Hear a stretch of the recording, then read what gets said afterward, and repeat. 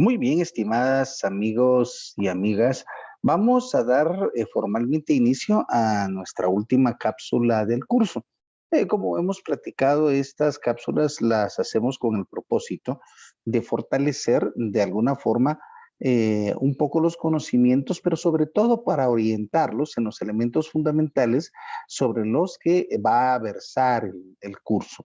Así hemos tenido la oportunidad de incluir algunas pequeñas cápsulas que tienen elementos básicos sobre la balanza de pagos, sobre el tipo de cambio, obviamente, sobre la política comercial, un poco sobre política cambiaria, etcétera.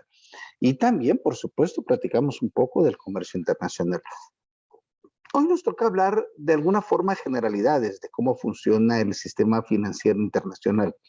Hay que reconocer que el sistema financiero actual no es como siempre fue.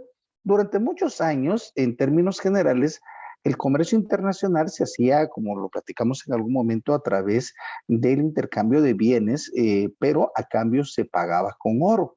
Eso quiere decir que técnicamente los precios de todos los bienes se expresaban en oro.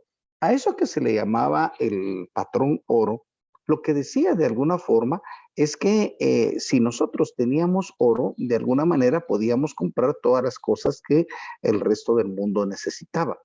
Este mecanismo que funcionó razonablemente bien hasta 1914 permitía que aquellos países que tuvieran grandes yacimientos de oro podían comprar las cosas y cuando no, podían de alguna forma vender productos a cambio de oro para poder ir engrosando la posibilidad de comerciar con el resto del mundo. El problema tal vez que estaba relacionado con el patrón oro es que sí, en la economía del país había mucho oro en disponibilidad, dado que el dinero que se emitía tenía respaldo con oro, podía ocasionar un poco de inflación.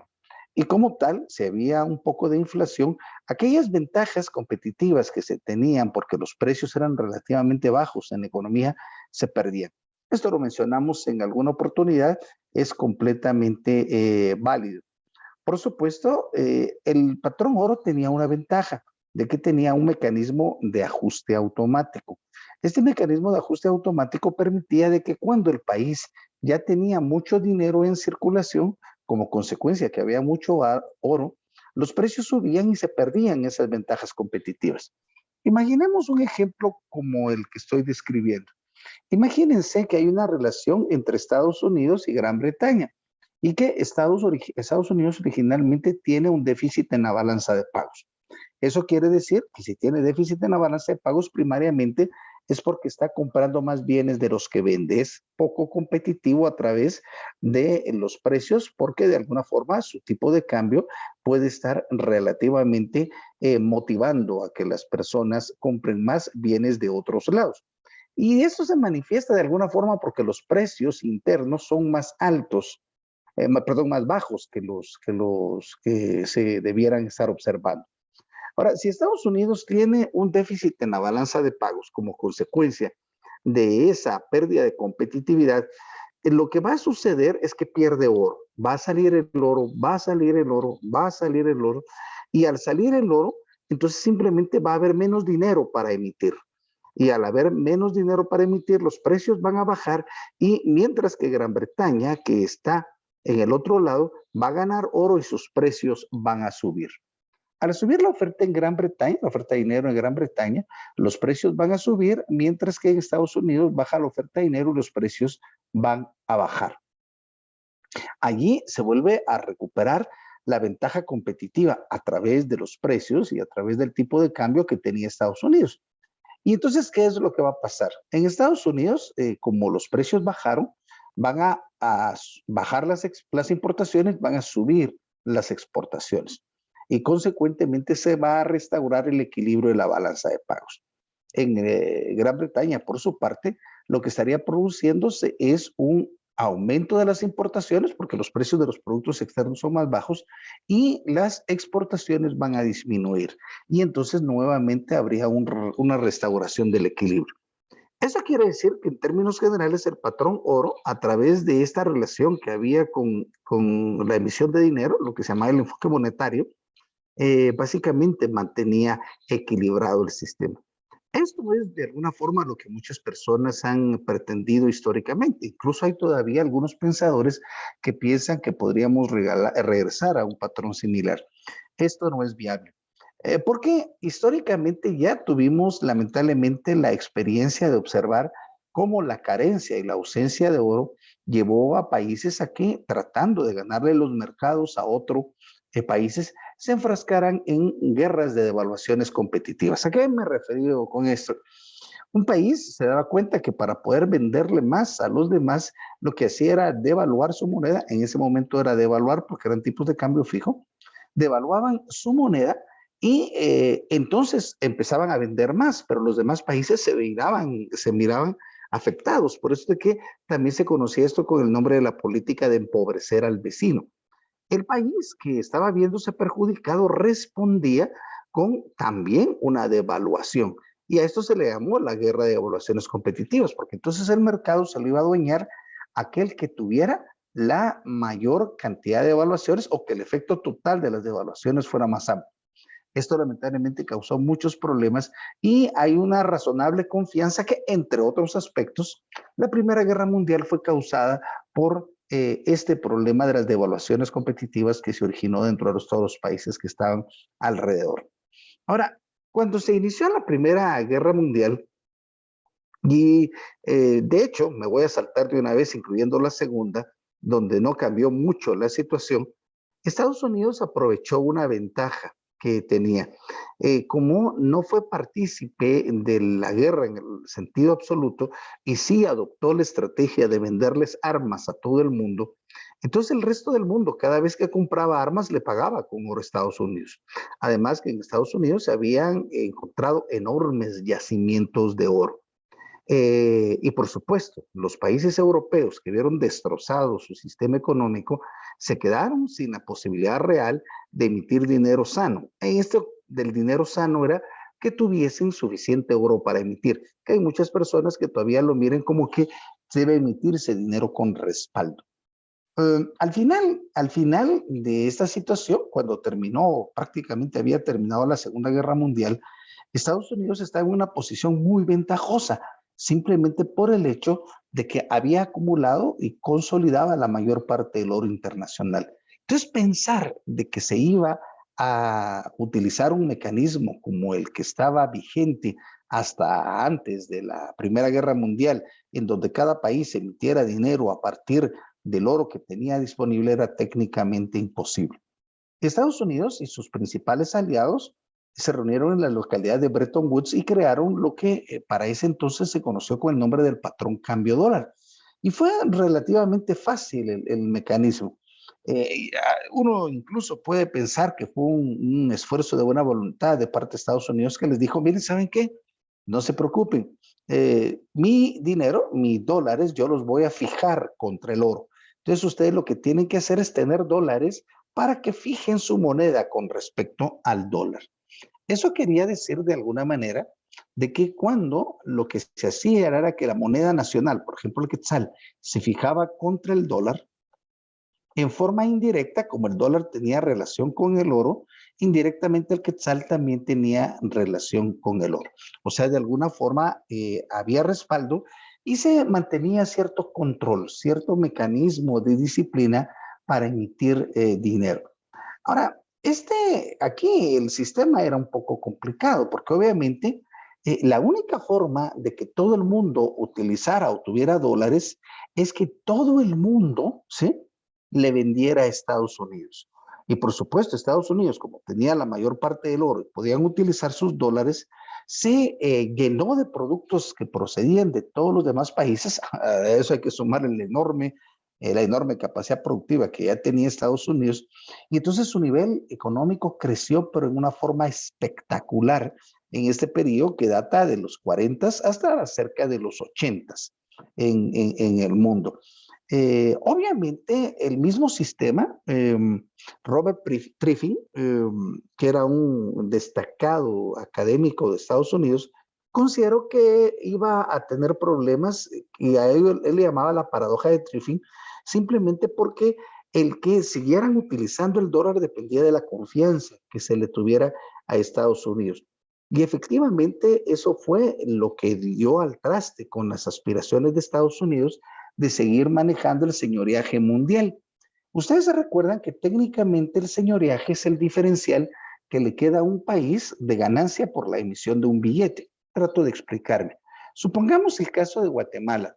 En Guatemala, un billete de 100 quetzales al Banco de Guatemala, yo no tengo el valor actualmente, pero supongamos que hacerlo le cuesta 5 quetzales, pero el Banco de Guatemala puede comprar 100 quetzales en cosas con ese billete de 100.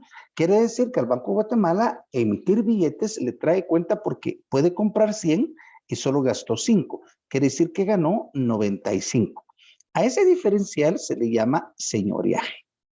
Y el señoriaje o señoriaje también de alguna manera permite de que el Banco de Guatemala financie sus operaciones, incluyendo las de la Superintendencia de Bancos, y si existiera algún remanente, no hay, en el caso de Guatemala, por encima del manejo de la política monetaria, trasladárselo al gobierno para financiar las actividades públicas. El asunto está en de que ese señoreaje, cuando solo se usaban los dólares, le estaba quedando a Estados Unidos. Y empezaron a haber algunos problemas en el desempeño de las actividades en general. Durante este periodo, del 44 al 73 aproximadamente, reinó un ambiente de suma estabilidad financiera porque en el sistema de Bretton Woods se crearon 3 instituciones que tenían como responsabilidad mantener esa estabilidad financiera. Dentro de ellos estaba el Fondo Monetario Internacional, que todos hemos escuchado de ellos, que es una especie de institución cooperativa entre todos los entes que de alguna forma lo que trata es de vigilar la estabilidad cambiaria internacional, apoyar a los países cuando se presente algún tipo de desajuste y, por supuesto, mantener o evitar que haya algún país que tenga conflicto y deje de comprar internacionalmente porque eso tendría serios contratiempos internacionales. Por eso es de que el Fondo Monetario Internacional normalmente se encarga de darle préstamos a los países cuando una situación excepcional puede ocasionar que dejen de comprarle al resto del mundo o que su tipo de cambio va a ser fluctuante, va a ser desordenado. Pero también un par de entidades adicionales. Una que la hemos escuchado, que es la Organización Mundial de Comercio, que nació como el acuerdo del GATT, o sea, General Agreement of Trade and Tariffs, o sea, el Acuerdo General de Aranceles y Tarifas, que su propósito era establecer en el largo plazo condiciones que facilitaran un intercambio de bienes, en ese entonces posteriormente se volvió de servicios, para que no hubieran obstáculos entre todo el mundo. Y el Banco Mundial, que tenía como propósito fundamental la reconstrucción primariamente de Europa y el apoyo posterior a los países que presentaran problemas de desarrollo. Ahora, de alguna manera, el sistema funcionó razonablemente bien, pero como lo había anticipado Triffin, el problema es que Estados Unidos empezó a gastar mucho. Y en el acuerdo, cuando se suscribió, Estados Unidos les había dicho a todos los países, miren, si ustedes tienen alguna desconfianza de cómo estamos manejando las cosas, pues mándenme mis dólares y yo les mando el oro que tenemos a cambio. Lamentablemente eso trajo como consecuencia que varios países, encabezados por Francia, posteriormente por Inglaterra y Alemania y el resto de los países europeos, juntaran las grandes cantidades de oro de dólares que tenían y se las mandaran a Estados Unidos pidiendo a cambio oro. Eso obviamente ya no le gustó a Estados Unidos y decidió la finalización del sistema alrededor de 1973. Eso quiere decir que a partir de 1973 todos los sistemas monetarios del mundo no tienen respaldo en el sentido estricto. No tienen respaldo de oro, no tienen respaldo de dólares y por supuesto de la producción tampoco es un respaldo, sino es una referencia para saber cuánto hay que emitir de el dinero. Consecuentemente, desde esa década nosotros estamos hablando de que Guatemala todos utilizamos dinero sin respaldo. Y entonces, ¿qué es lo que hace que valga, por ejemplo, ¿cómo sabemos nosotros que un billete azul vale 4 morados? Pues simplemente porque lo establece una ley y porque nosotros como individuos dentro de la sociedad aceptamos la regla. O sea, la regla nuevamente de aceptación universal es la que manda en la convertibilidad cambiaria internacional. A partir de ese entonces, lo que funciona en el mundo se llama el sistema del no sistema. O sea, no hay sistema en el sentido estricto, pero todos los países con ciertas características deciden cuál es el régimen cambiario que más les conviene. El régimen cambiario, como el de Guatemala, que es razonablemente flexible, aunque fuertemente intervenido por el Banco de Guatemala. Hay países que tienen un régimen fijo, otros que tienen un tipo de cambio relativamente fijo a partir de una canasta, o aquellos que establecen una banda para determinar su tipo de cambio. Ahora, todo esto, la movilización internacional de dólares y sobre todo el poder que adquirieron las monedas internacionales han hecho que históricamente los grandes empresarios y algunas personas que lamentablemente no se pueden considerar de esa manera, muevan sus capitales de un país a otro, colocando dineros en otros países con el propósito de hacer negocios, pero también muchas veces con el propósito de esconder esos recursos. A todos estos movimientos se les conoce con el nombre de flujos financieros internacionales o flujos de capital. Y muchos de ellos son lícitos. Simplemente se originan del propósito normal de hacer transacciones. Por ejemplo, un empresario guatemalteco quiere abrir una sucursal en Venezuela. Bueno, ahorita no, pues, pero quiere abrir una sucursal, mejor no Venezuela, mejor pongámoslo en Colombia. ¿Y qué va a hacer? Pues hacer una transferencia de dinero para el resto del mundo, pero eso es perfectamente lícito, derivado de su propia actividad económica.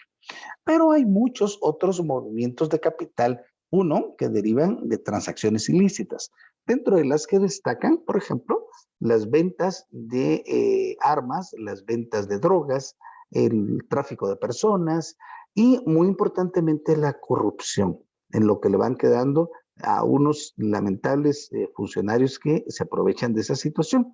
También dentro de los flujos ilícitos de capital se consideran los elementos relacionados con la manipulación de precios de transferencia que utilizan algunos empresarios para disfrazar algunas transacciones para evitar el pago de impuestos. Y aquí ustedes se recordarán lo que sucedió hace algunos meses cuando se descubrió una filtración que se llamaron los Pandora Papers. Estos Pandora Papers, obviamente, simplemente lo que nos estaban dando a conocer eran muchas de estas personas que tenían este dinero escondido, que no se quería que supiera y que tenían el propósito de no pagar impuestos. Ahí hubo desde funcionarios públicos hasta grandes empresarios, hasta deportistas, etcétera. En la actualidad, se está tratando de terminar con estos flujos internacionales ilícitos. Y se está tratando de terminar con el propósito de darles estabilidad a los países, pero también para que cada uno de ellos cobre los impuestos que les corresponden. Ahora bien, desde ese entonces, los países, sobre todo que estamos hablando ya de un entorno internacional, en donde hay operaciones con el resto del mundo, en donde los capitales pueden entrar o salir y en donde yo debo tener un tipo de cambio, no fijo necesariamente, pero estable, que me permita controlar el nivel de precios, los países tienen tres objetivos. Lamentablemente, estos tres objetivos internacionales, a que se le conoce con el nombre del trilema de la economía abierta, no se pueden obtener en forma simultánea. Normalmente, muy bien manejados, se pueden obtener dos y uno de ellos normalmente se va a perder. Entonces, por ejemplo, ¿qué pasa, por ejemplo, si un país decide mantener el tipo de cambio relativamente fijo? O sea, para que no le varíen los precios. Bueno, simplemente entonces, bueno, un tipo de cambio fijo y permite, por ejemplo, que entren los capitales.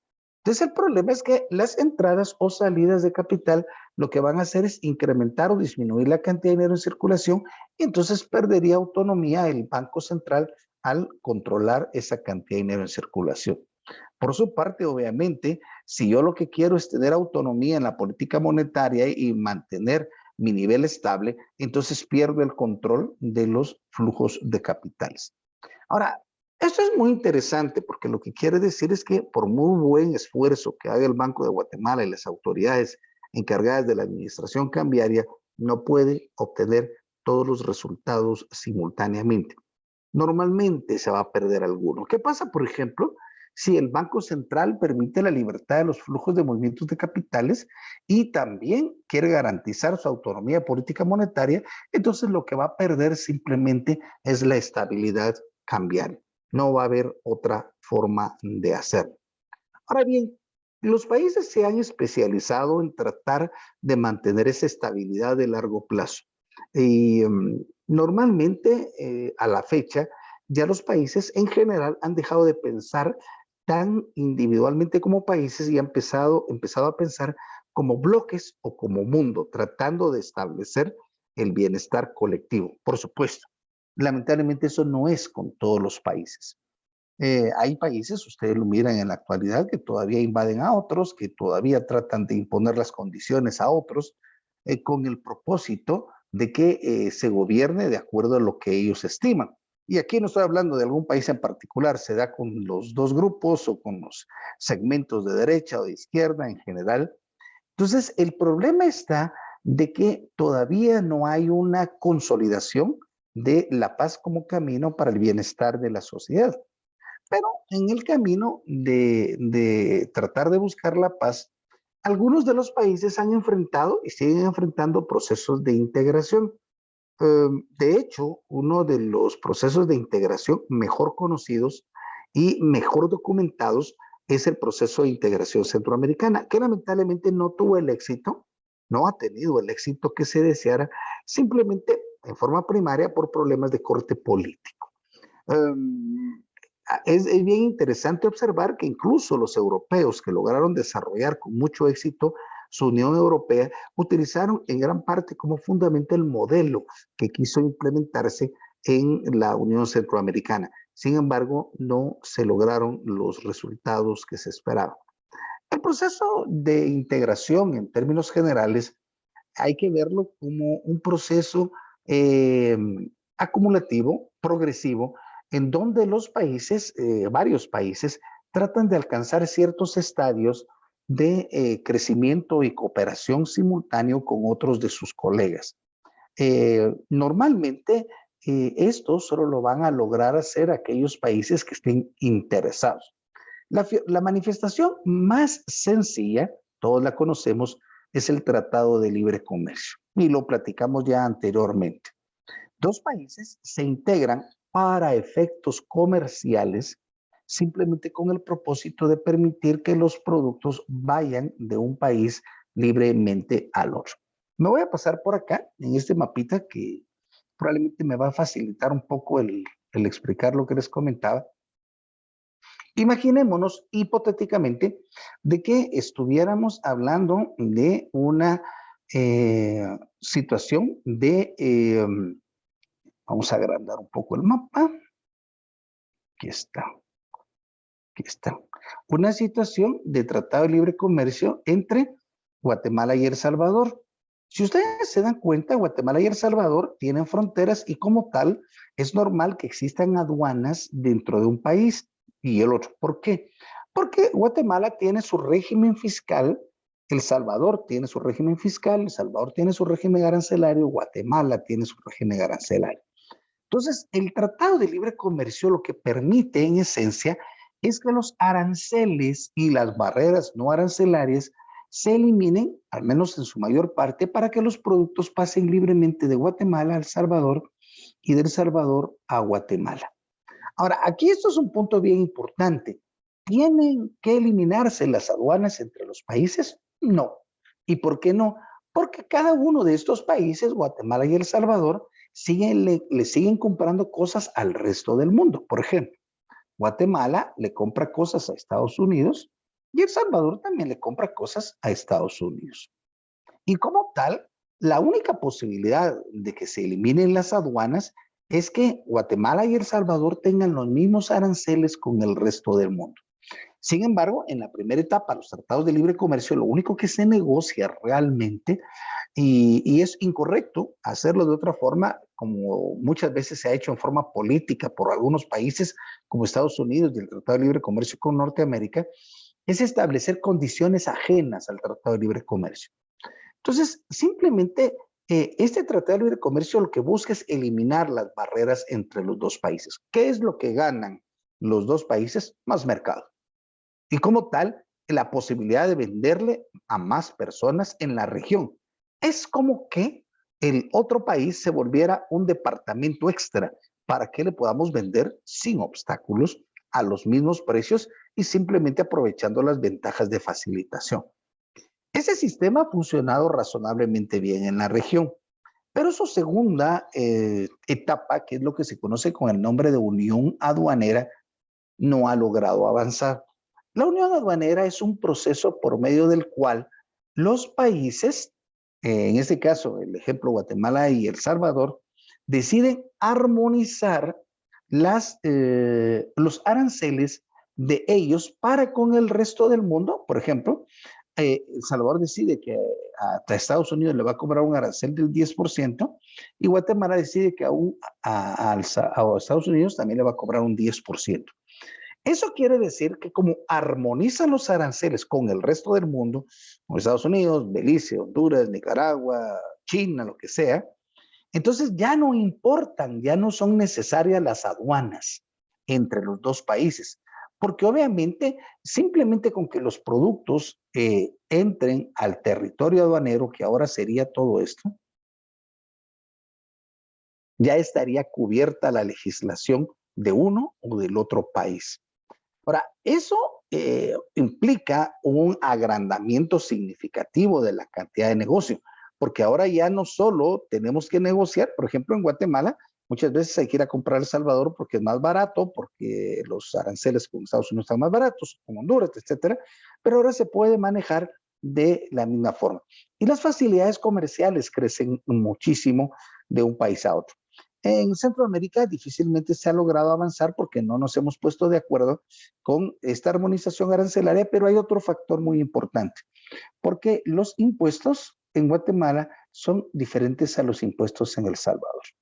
Y obviamente eso sí causa un problema, porque si por ejemplo en Guatemala, El Salvador no es tan diferente el IVA, pero imagínense ustedes qué es lo que pasa en El Salvador, aquí en la frontera.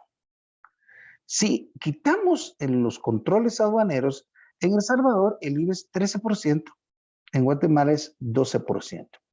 Y hoy, hoy es ilegal ir a traer productos del otro lado sin darlo a conocer, porque obviamente hay una compra del resto del mundo. Pero ¿qué es lo que pasaría si hubiera unión aduanera? Simplemente la aduana ya no estaría y si los impuestos son iguales, entonces la persona podría ir a comprar al país que quiera. Eso fortalece la competitividad del grupo de países. Por supuesto, aquí estoy manejando solo Guatemala y El Salvador, pero la idea es de que fuera el resto de la región centroamericana. Eso quiere decir, si ustedes se dan cuenta, que si yo elimino las aduanas, técnicamente Guatemala y El Salvador, en este ejemplo, Unión Aduanera, se convierten en un solo territorio aduanero. No hay necesario aduanas, pero sí necesitamos aduanas en las orillas del territorio. Y estas aduanas se van a conocer con el nombre de aduanas periféricas. Pero eso quiere decir que si un producto va a Guatemala, puede entrar, puede entrar por El Salvador, o si un producto va a El Salvador, puede entrar por Guatemala sin ningún tipo de contratiempo. La tercera etapa es lo que se conoció con el nombre, o el que se conoce con el nombre del mercado común. Muchos han hablado del mercado común centroamericano por el desarrollo teórico que se hizo, pero nunca funcionó en la práctica. ¿Qué es un mercado común? Simplemente una condición en donde los factores se pueden mover libremente de un país a otro. Por ejemplo, una empresa que está en Guatemala se puede ir a ubicar a El Salvador o viceversa, o poner una sucursal si quiere, sin ningún tipo de trámite extraordinario. Hoy no es así. O sea, si una empresa guatemalteca o salvadoreña quiere ir al otro país, simplemente tiene que pedir permisos. Si una persona guatemalteca se va a El Salvador, aunque puede entrar, no puede trabajar legalmente, tiene que pedir permisos, tiene que esperar la nacionalidad, etcétera. Es una complicación. En el mercado común, las personas, las empresas se pueden mover hacia donde quieran, con el propósito de ubicarse laboralmente o vender sus recursos en donde se estime conveniente. En la siguiente etapa es lo que se conoce con el nombre de la unión monetaria. que es la entrada a la unión económica. Y la unión monetaria simplemente lo que muestra es que en el territorio se utiliza una moneda física común. Y esta moneda física común implica de alguna forma el hecho de que haya una institución bancaria que emite esa moneda física común. Obviamente, nosotros sabemos que eso no existe en Centroamérica, pero sí utilizamos ya nuestro ejemplo que hemos estado analizando para ver el caso de Europa. Nos damos cuenta que Europa simplemente eso fue lo que hizo, creó el Banco Europeo y emitieron como moneda común el euro, que sustituyó a las monedas nacionales. Y ustedes se van a dar cuenta, sobre todo si han tenido la oportunidad de viajar a Europa, que ustedes pueden entrar y salir de un país sin obstáculos porque hay un mercado común. No hay restricciones, no hay aduanas entre los países porque los productos pueden moverse libremente. La última etapa de la integración de los países es la unión política y que, si bien es cierto, la han logrado algunas regiones, no ha sido precisamente a través de este mecanismo ordenado que estamos hablando, muchas veces han sido decisiones políticas, históricas. ¿Qué es una unión política? Es una situación en donde los habitantes del territorio ahora compuesto deciden tener autoridades colectivas. Es como que ahora Guatemala y El Salvador tuvieran un gobierno federal. Por supuesto, esto exige, como gobierno federal, también exige un parlamento, que como ustedes imaginarán inmediatamente exige el Parlamento Centroamericano. Y claro, el Parlamento Centroamericano sería de mucha utilidad si estuviésemos en un periodo de integración, pero andamos verdaderamente lejos del proceso de integración. Por eso es de que prácticamente la utilidad de ese ente es cercana a cero en la actualidad, porque ninguna de sus disposiciones tienen carácter legal ni vinculante en ninguno de los países. Ahora, todo esto que estábamos platicando se planteó precisamente con el propósito de que los países crecieran, que hubieran mejores oportunidades de producción, que hubieran mejores oportunidades de generación de empresas, que los centroamericanos tuviesen mejores oportunidades de empleo, etcétera, y evitar estas migraciones que están observándose actualmente. Esto no quiere decir que las migraciones sean consecuencia de la carencia absoluta del proceso de integración. Bueno, eso ha ayudado, pero técnicamente la migración internacional, como lo platicábamos, se deriva simplemente, al menos en Guatemala, de la falta de oportunidades de empleo y de que cuando hay empleo está a muy bajo nivel salarial. Pero hay otros países en donde la migración primariamente la causa la violencia, la guerra. En Honduras y El Salvador también intervienen fuertemente las pandillas, etcétera. Por supuesto, la diferente competitividad de los países, ya platicábamos del índice de competitividad internacional, hace que el capital se relocalice a los países que no solo son más estables, sino también a aquellos que tienen mejores niveles. Lo que quiere decir que en el mundo hay una fuerte competencia internacional en donde los países que se quedan solos están perdiendo la competencia y por eso resulta necesario que haya algún tipo de integración. Lamentablemente en nuestra región hemos avanzado bastante poco y aunque sí hay bastante comercio internacional, centroamericano, no podemos estar hablando que hemos avanzado en una forma total con respecto al, a lo que aspiraríamos los centroamericanos. Bueno, de una forma muy rápida, colegas, esto por supuesto, la idea es de que ustedes lo compenetren y lo profundicen mucho más con la lectura. El propósito siempre fue darles una idea, una lógica primaria de orden, para que con la debida lectura y con la debida investigación ustedes puedan compenetrar apropiadamente sus conocimientos. Para mí ha sido un gusto y nos seguimos observando. Un abrazo y hasta siempre.